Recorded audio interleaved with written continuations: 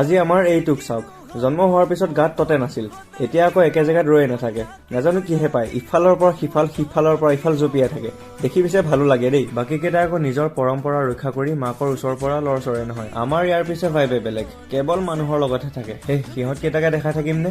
আমাৰ ইহঁত কেইটাকো চাওক, ইহঁতো পিছে এটা সময়ত সেই পিটকনি কেইটা সমানে আছিলে, এতিয়াহে অলপ ডাঙৰ হৈছে। সিহঁতকতো দেখালো, কিন্তু এই কিউট বয়টোক নেদেখালে কেনেকে হ'ব? কিন্তু তাক চাই থাকিব নালাগে, এইটো চাওক, ধৰিব পাৰিছেনে বাৰু কি? দেউতা আৰু মই মিলি লেচেৰি মাহৰ কাৰণে এখন চাং বনাই দিছো।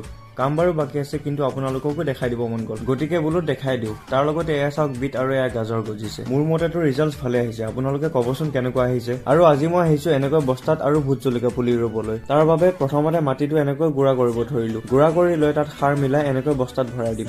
পিছে আজি মোৰ টাৰ্গেট হৈছে 15টা বস্তা ৰেডি কৰা, যেনেকৈ নহওক বোলো কৰিবই লাগিব। এইফালে দেউতাই কামত লাগি আছিল আৰু সিফালে মই মাটিটো ৰেডি কৰি আছিলো। টাৰ্গেট কমপ্লিট কৰোতে কৰোতে পিছে সন্ধিয়া হ'লগৈ। দিয়ক মই ঘৰলৈ যাওঁ, বাই বাই।